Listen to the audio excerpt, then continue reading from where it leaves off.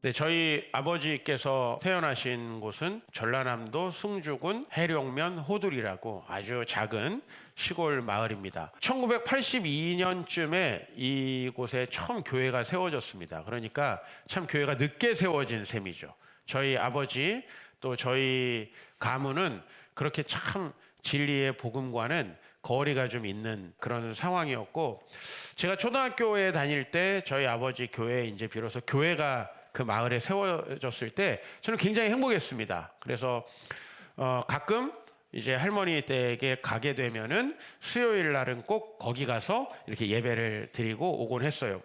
그런데 거기 이제 저희 작은 아버지가 돌아가시고 나서 남겨진 저희 이제 작은 어머니와 또 저희 사촌 동생들이 그 교회를 다녔는데, 갈 때마다 이제 교회 상황에 대해서 듣고 묻고 하는데 어느 날 교회가 좀 이상해졌다는 이야기를 합니다. 그리고 무엇이 이상한가 물어보니까 목사님이 어떤 목사님과 성경 공부를 하기 시작하면서 사도신경을 하지 않는다.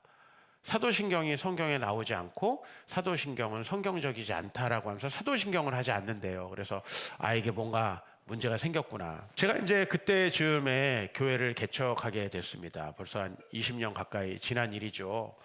근데 저희 교회에 이렇게 두꺼운 책이 두 권이 배달이 됐습니다. 근데 딱 봐도 그 느낌이 별로 좋지 않은 책입니다. 근데 이제 나중에 알게 됐죠. 그 책을 쓴 사람이 저희 아버지 생가에 세워진 교회 목사님과 이렇게 교제하고 있는 분이라는 거, 그리고 이제 그런 그 목사님들에게 잘못된 가르침을 주고 있는 분이 바로 이제 그 책의 저자였다는 사실을 이렇게 알게 됐습니다. 책은 하여튼 제목서부터가 성경적이지 않았습니다. 좀 특별한 체험이 있던 분이라고 이렇게 알려져 있습니다. 무릎 관절이 너무 좋지 않아가지고 일어날 수 없는 상태에서 오랫동안 고생을 했고, 그것 때문에 하나님께 기도하는 과정 속에서 특별한 체험을 했다라고 합니다. 너가 지금 아픈 이유는 다 잘못된 교리들 때문이다. 너가 성경만을 연구해라. 뭐 그런 가르침을 특별하게 받았다고 주장하면서, 이제 이 사람은 예수님도 피조물이기 때문에 완벽한 신이 아니다. 우리를 예수님이 온전히 구원하지 못하신다. 그리고 죄의 문제를 이기지 못하고 있는 것은 잘못된 교리를 가르치기 때문이다 하면서 본인은 죄를 온전히 이긴 사람이라고 가르치고, 다른 교회들은 다 타락했고 본인의 교회만이 죄를 이기는 그런 교회라고 가르치는데, 딱 봐도 이상한 냄새가 나지 않습니까? 자료를 제가 이제 오늘 설교하려고 찾아보니까 2006년에 대한예수교 장로회 고신이라는 교단에서 이단성이 있다라고 판결을 받았고, 2012년에 대한예수교 장로회 통합이라고 하는 곳에서 이단성이 있으니 교류하지 말라. 교류하지 말라라는 건 교회에 와서 말씀을 전하게 하든지 아니면 그 교회에 가서 말씀을 전하든지 이렇게 하지 말라라는 것입니다. 그런 그 교류 금지가 떨어진 교회입니다. 한번 제가 여러분에게 질문을 해보겠습니다. 어느 날 어떤 분이 특별한 체험을 했습니다. 그 체험이 진실한지 아닌지 우리는 뭐 개인의 체험이니까 검증할 방법이 없죠. 그러나 어쨌든 그렇게 주장하는 어떤 사람이 나는 하나님께 특별한 음성을 들었고 지금 교회에서 가르치는 모든 가르침들은 잘못된 거고, 그래서 내가 지금 이렇게 정리한 내용이 진짜 진리야 라고 주장하는데, 많은 교회들이 그 사람이 가르치는 게 잘못됐다라고 연구 결과를 보고서를 낸다면 누가 잘못됐을 가능성이 높은가요? 한 사람이 잘못됐을 가능성이 높을까요? 아니면 모두가 잘못될 가능성이 높을까요? 그건 너무 명백한 겁니다. 한 사람이 그 사람에게만 특별한 계시를 줘서 하나님이 기독교 역사를 이끌어가지 않으신다라는 거죠. 우리가 지금 믿고 고백하는 것은 적어도 2000년 된 것이고, 기독교가 언제 생겼냐고 하니까 어떤 분들이 예수님에 의해서 기독교가 생겼다고 하는데, 그 말은 반은 맞고 반은 틀리는 것입니다. 예수님이 오셔서 기독교라는 신앙이 완벽하게 윤곽을 갖추게 된 것이지, 하나님께서 이 땅을 창조할 때부터 하나님의 나라는 시작됐고, 예수님은 기독교의 창시자가 아니라 하나님께서 구약 성경을 통해서 약속하신 모든 것들을 성취하신 분이시죠. 굉장히 독특한 겁니다. 어떤 한 사람이 자기가 어떤 가르침을 받아가지고, 예를 들면 마호메트라고 하는 사람이 어떤 산에서 혼자 계시를 받아서 자기만의 특별한 경험으로 코란이라는 책을 썼고 이게 진리다라고 주장하는 것과는 정말 다르다라는 거죠. 수많은 사람들이 구약 성경을 썼고 시대의 검증을 받아서 예수님이 성취하신 것 위에서 이제 기독교 신앙이 세워지기 시작했는데, 예를 들면 어떤 분이 그거는 성경에 안 나온다라고 얘기하면요, 대한민국 예수 믿는 것도 성경에 안 나오고요, 성경에 안 나온다고 하면 삼위일체라는 단어도 성경에는 나오지 않습니다. 그러니까 성경이라는 것을 수많은 사람들이 연구하고 검증하고 또 체험도 어떻게 해야 돼요? 검증을 해야 되잖아요. 그럼 검증의 과정을 통해서 우리가 지금 믿고 있는 것, 여러분들이 사도신경이라는 것을 예배 처음에 고백합니다. 우리가 성경 전체를 다 읽고 외우고 본다고 하여도요, 사실 모든 이단이 어디로부터 나옵니까? 성경으로부터 나옵니다. 그러니까 성경이라는 건 한 사람이 주장해서 교리가 될 수 없는 거죠. 그것은 수도 없는 검증 과정을 거칩니다.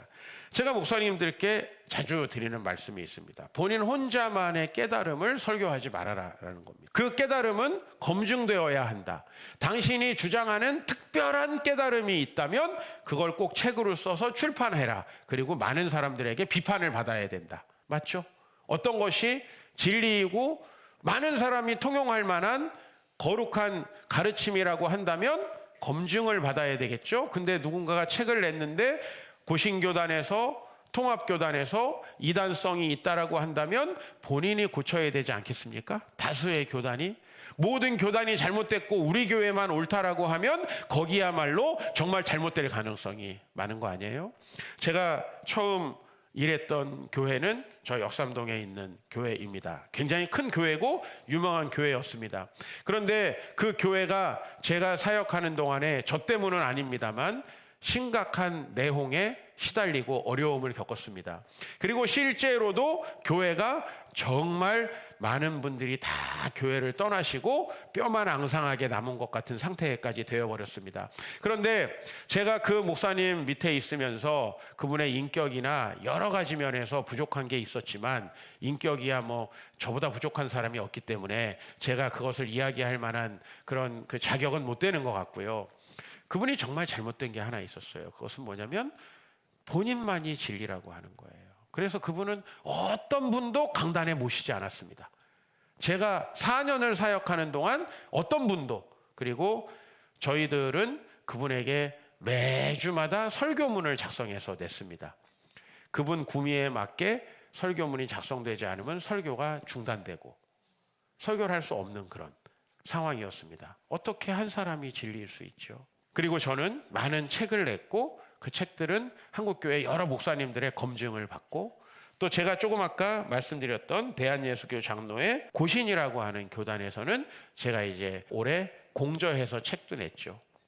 그리고 컨퍼런스도 하고 함께 제가 가지고 있는 생각들을 교류하고 나누기도 했습니다. 이렇게 신앙이라는 건 만들어지는 것이고, 이렇게 자신만의 특별한 경험을 강조하면서 자신의 교회만이 위대한 교회라고 하는 교회는 이단일 가능성이 높은 것이고요.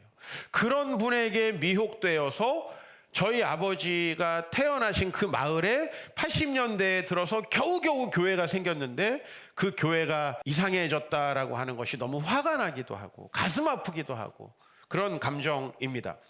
교회는 그렇습니다. 늘 잘못된 가르침에 공격을 받고 세상의 가르침에 흔들리기도 합니다. 버가모 교회도 마찬가지였습니다. 버가모 교회는 굉장히 훌륭한 교회였습니다. 2장 13절에 보면 내가 어디에 사는지를 내가 아노니, 주님께서 말씀하십니다. 네가 살고 있는 곳은 사탄의 권좌가 있는 데다. 말하자면요, 사령부가 있는 데예요. 사령부.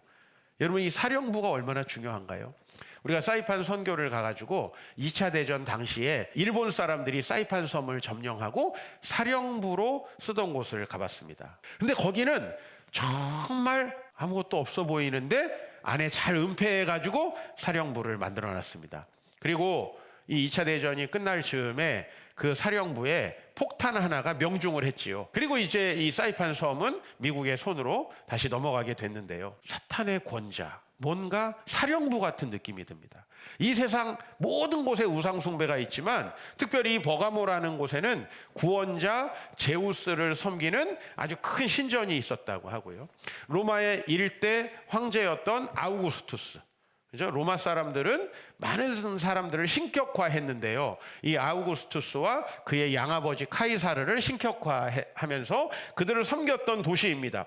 그런데 거기에서 버가모 교회는 어떻게 했느냐?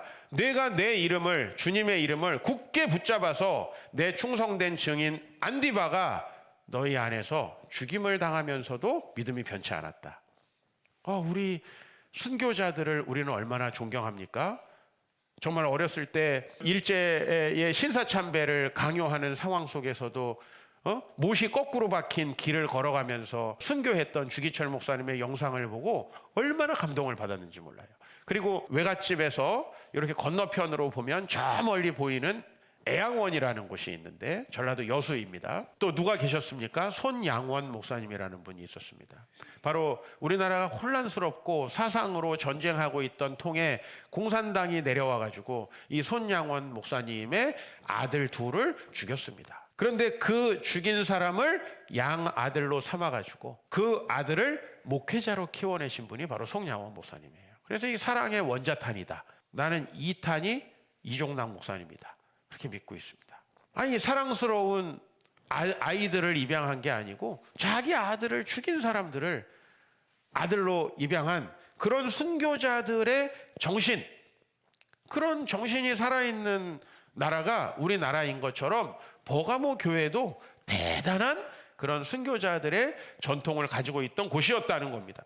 그런데 이곳이 두어 가지 책망받을 일이 있습니다. 종합적으로 말하면 이 버가모 교회는 아주 크게 책망받은 교회입니다. 그 이유가 무엇인가 하면, 그러나 내게 두어 가지 책망할 것이 있으니 거기 내게 발람의 교훈을 지키는 자들이 있도다. 그리고 15절 가니까 니골라당의 교훈을 받은 자들도 있다. 지키는 자들도 있다. 발람의 교훈, 니골라당의 교훈이 뭐겠습니까? 딱 봐도 느낌이 오죠. 기독교와 비슷한, 어떻게 보면 아주 유혹되는 그런 사상을 가지고 교회가 흔들렸다라는 것입니다. 이단적인 사상이고 잘못된 생각인데 그것이 이들에게 퍼져나갔다는 거죠. 발람이라는 사람은 누굽니까? 구약성경 민수기에 이스라엘 백성들이 요단강 동편에 정착하게 되었을 때 그 지역에서 이스라엘을 저주하려고 했던 선지자입니다. 돈을 받고요. 대단히 어떻게 보면 이런 거 있죠. 여러분들이 어떤 종교인을 봤을 때 뭔가 미래까지 알아버릴 것 같고 내 마음을 홀딱 다 알고 있는 것 같은 어떤 영험함이 느껴지는 그런 사람이었습니다. 이 발람이라고 하는 사람은. 근데 그 사람은 결국은 어떤 역할을 했냐면 이스라엘 사람들의 신앙인 하나님과 그 다음에 그 가나안 사람들이 섬기는 아주 달짝지근한 종교를 섞어놨습니다. 예를 들면 하나님의 이름으로 돌 하르방을 만지면 아들을 낳는다. 하나님의 이름으로 만지라는 거예요. 하나님의 이름으로 기도하고 돌 하르방 코를 만져야 된다고 그래요. 뭐 이런 식이에요. 그러니까 이게 하나님으로 시작하니까 정신 못 차리는 분들이 생기는 겁니다. 성경으로부터 시작하니까 성경이 아니고 딴 걸 봅시다. 그건 전혀 위험하지 않다고 제가 말씀드렸잖아요. 왜? 아예 다른 거니까. 정직한 겁니다. 그런데 실제로 교회를 공격하는 교훈들은 다 성경을 들먹이고 하나님을 만났다라고 하는 어떤 경험을 들먹이면서 성도들을 유혹한다라고 하는 것이죠. 그래서 이 발람이라고 하는 사람 때문에 이스라엘 사람들은 헷갈린 겁니다. 자, 이런 게 있습니다. 내가 되게 기독교인으로서 못하는데 사실은 하고 싶은 게 있습니다. 막 주일날도 가끔은 빠져도 된다. 얼마나 좋아요. 11조 안 해도 된다. 세례만 받으면 되지 뭘 순종하고 충성하고 그딴 거 필요 없다. 얼마나 좋아요. 이런 것들이 있다고 쳐요. 근데 그거를 성경에서 그럴싸하게 근거를 찾아서 가르쳐주면 얼마나 좋겠습니까? 그런 게 발람의 교훈이고 니골라 당의 교훈이라는 거예요. 난 이단 되게 어려울 것 같네요. 발음도 잘 안 돼요.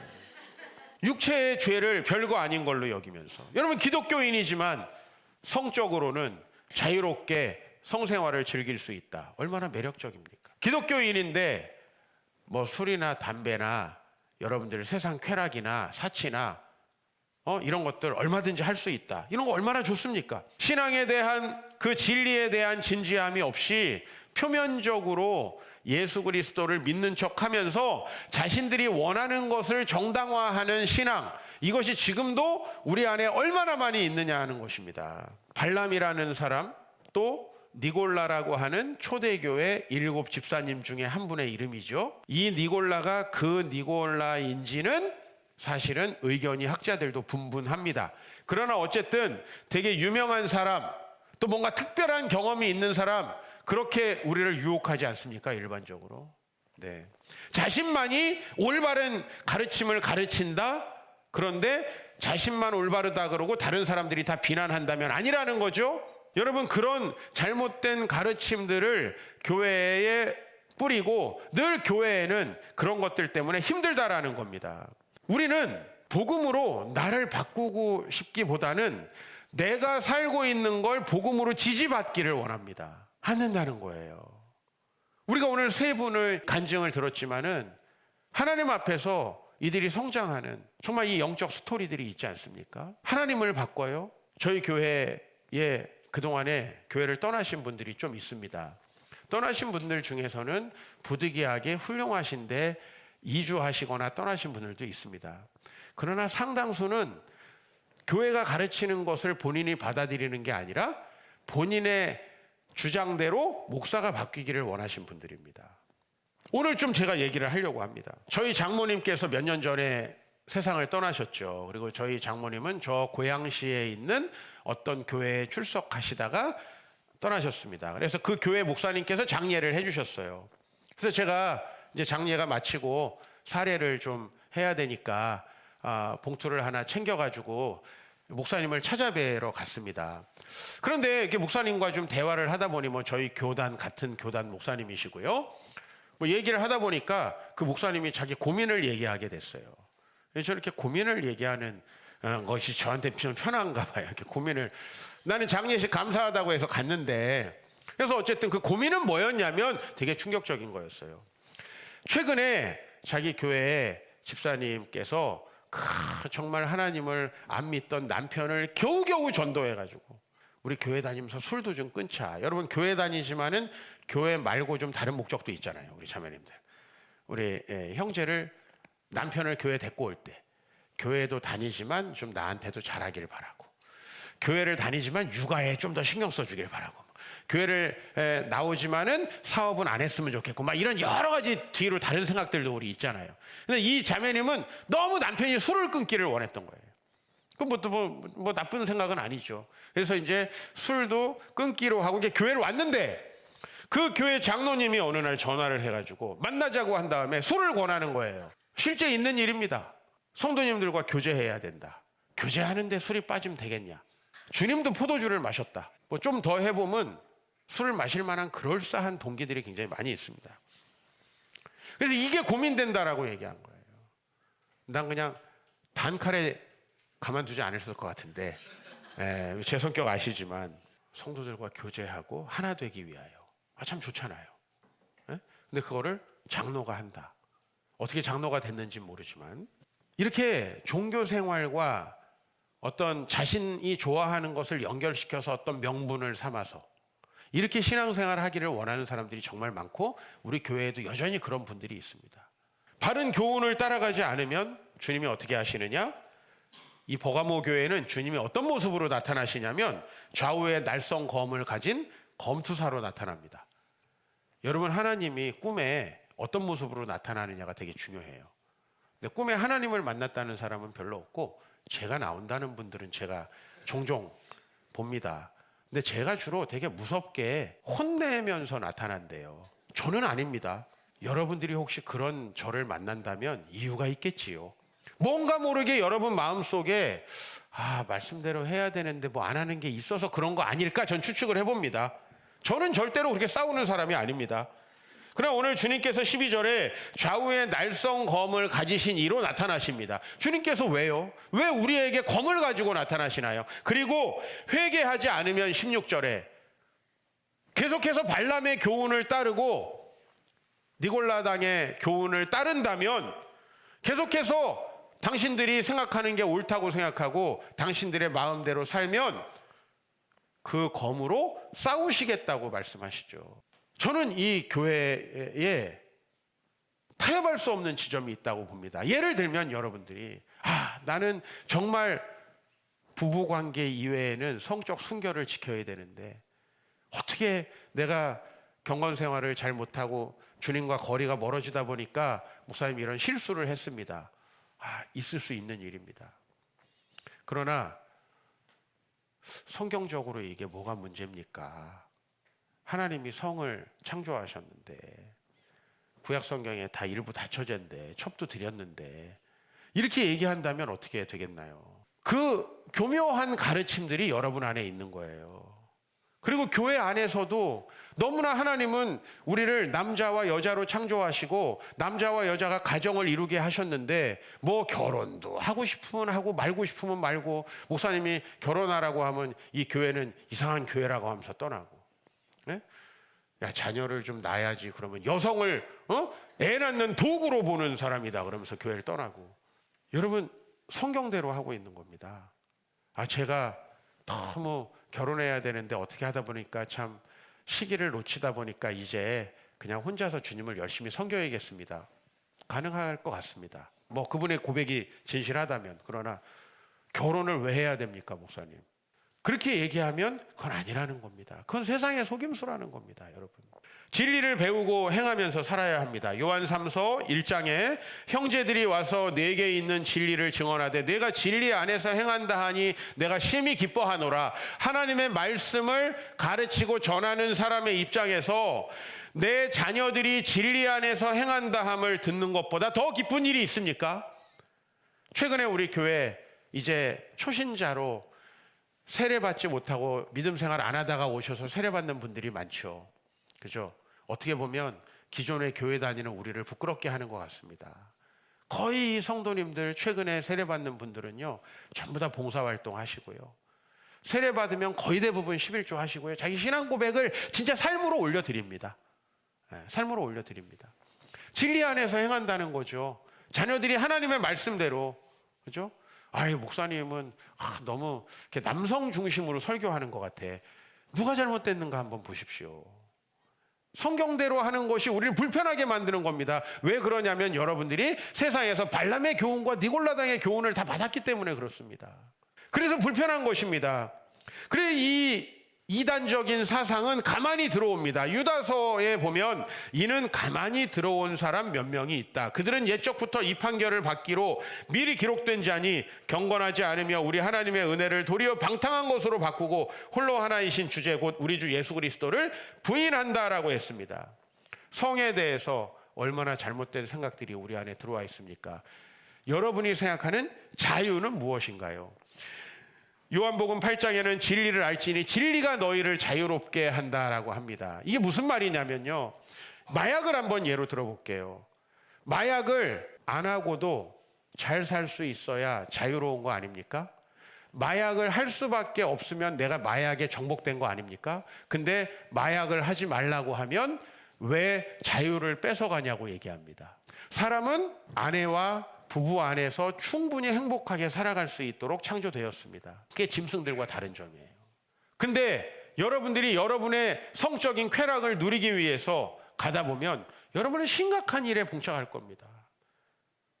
잘못된 성에 노출되면 이혼율이 올라갑니다.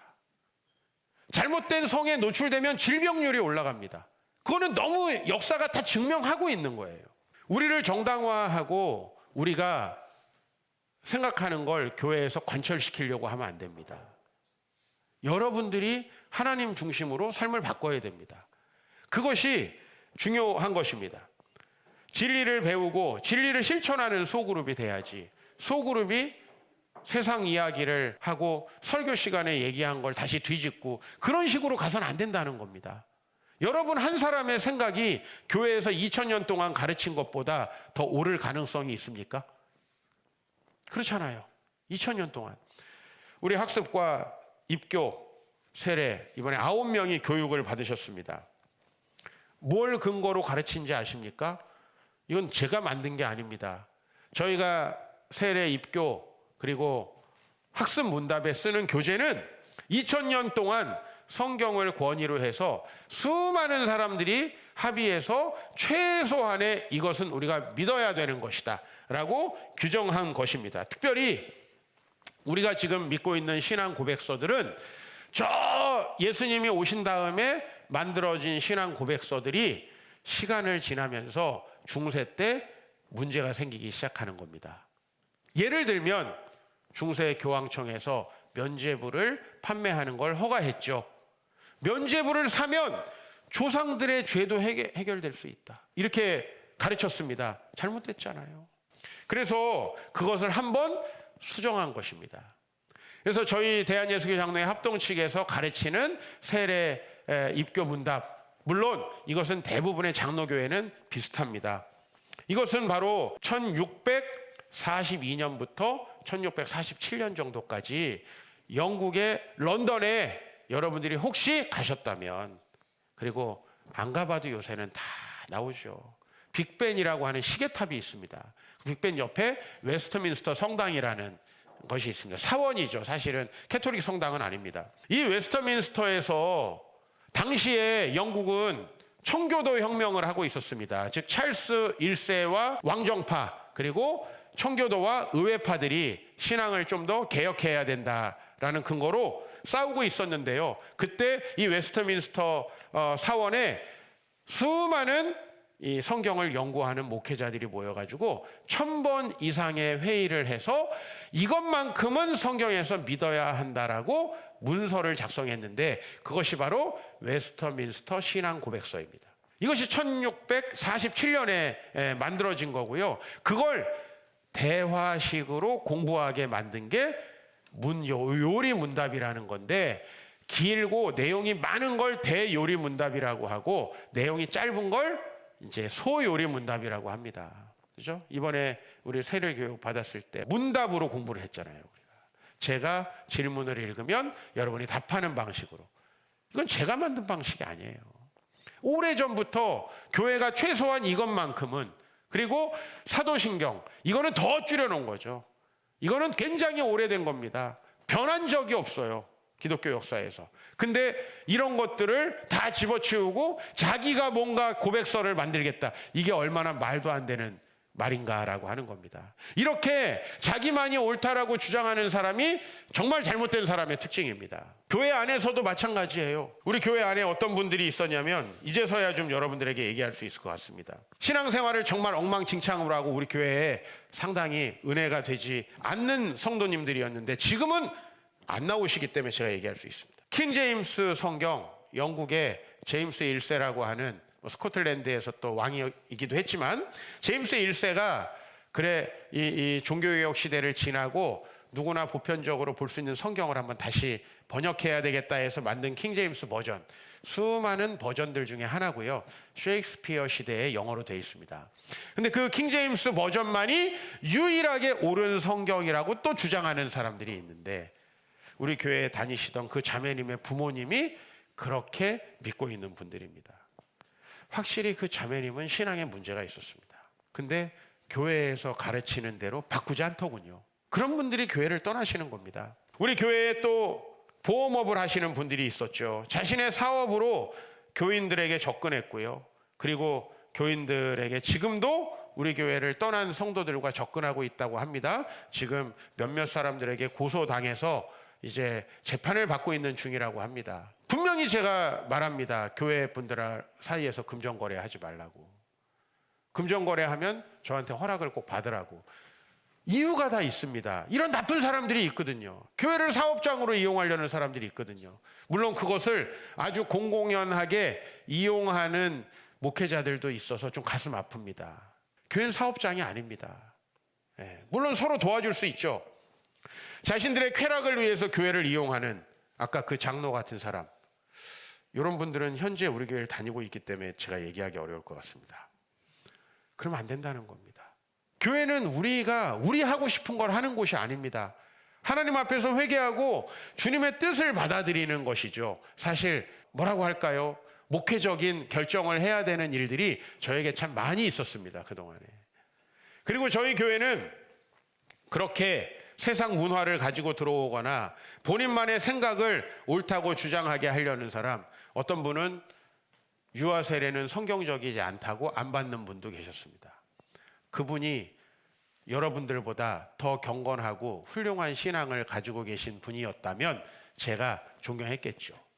그렇지 않다는 겁니다. 대부분 신앙이 안 좋으면 삶도 그러합니다. 잘못된 가르침은 내 욕망을 위해서 생기는 것입니다. 적어도 여러분들 신앙대로 살진 못한다 할지라도 바른 신앙의 기준까지도 흔드셔서는 안 됩니다. 제가 자주 말씀드리지만 동성애가 지금처럼 이 세상에 퍼지게 만든 가장 중요한 이 철학적 기초를 놓은 사람이 미셸 푸코라는 사람인데, 이 사람은 프랑스도 답답해가지고 동성애와 마약을 즐기려고 뉴욕에 갔다가 에이즈로 죽은 사람입니다.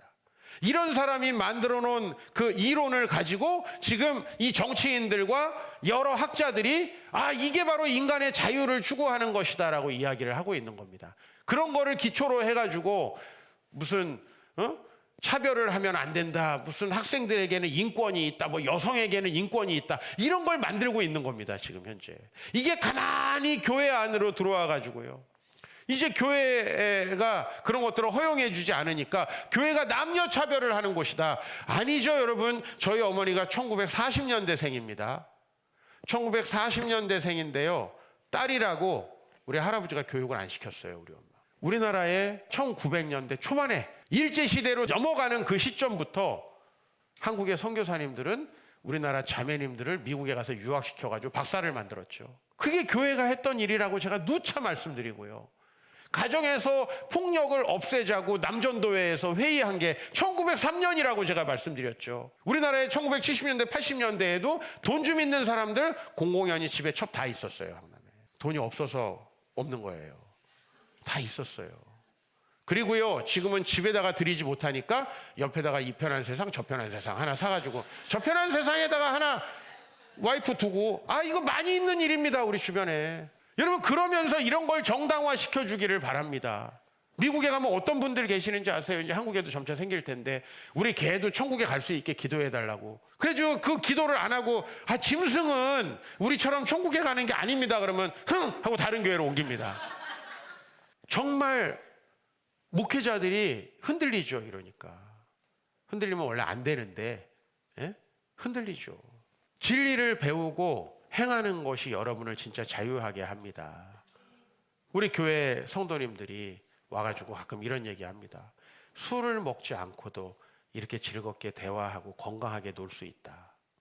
충분히 가능하죠. 왜 우리가 술 먹고 나중에 건강 잃어버리고 그러다가 또 성적으로 타락하고 왜 그런 짓을 하면서 노냐 이거예요. 왜 그런 짓을 하면서 위험하게, 왜 그런 불장난을 하냐는 거예요.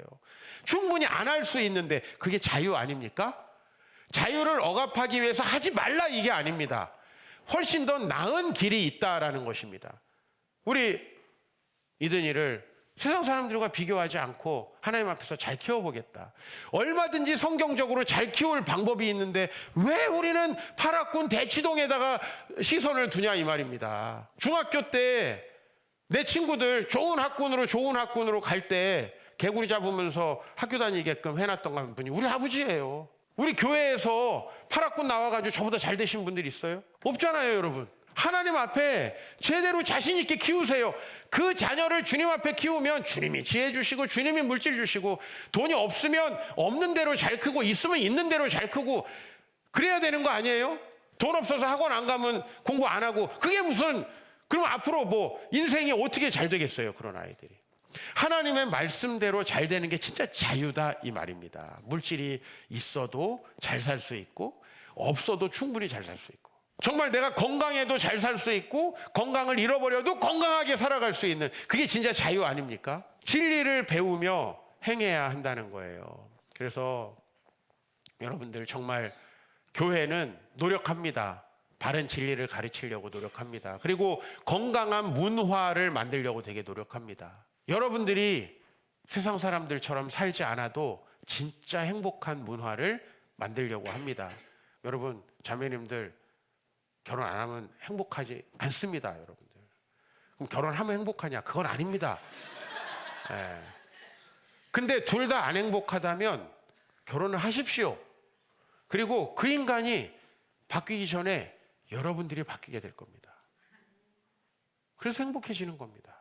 우리가 바뀌는 거예요. 충분히 길이 있다라는 거예요. 우리는 이 세상의 가르침에 너무 많이 녹아 있거든요. 우리 교회 안에도 발람의 교훈과 니골라당의 교훈이 있다라는 겁니다. 이게 닥트린입니다. 닥트린. 그 세상의 가르침들이 우리 안에 들어와 버리면 우리는 망할 수밖에 없다라는 거예요. 충분히 훨씬 더 행복하고 즐겁게 주님의 자유를 만끽할 수 있다. 그 믿음 안에서 행하는 소식들이 들려오기를 바라고요. 저는 여러분들이 이렇게 고백하는 그 신앙 고백을 듣고 여러분 한 분 한 분이 주의 안에서 이렇게 인생의 자리를 잡아가는 걸 듣고 나쁜 생각들 학교에서 선생님들과 여기저기서 이 무신론자들이 했던 얘기에 물들어가지고 분별하지 못하는 여러분들이 디톡스 돼가지고 성경적으로 살아갈 때 그걸 보는 것보다 기쁜 것이 없다라는 거예요. 그게 바로 요한 사도가 하고 있는 이야기입니다. 세상에서 너무 많은 얘기를 우린 듣고 살잖아요. 너무 많은 유튜브 보고 살잖아요. 진리 안에서 행하는 여러분 되시길 축복합니다.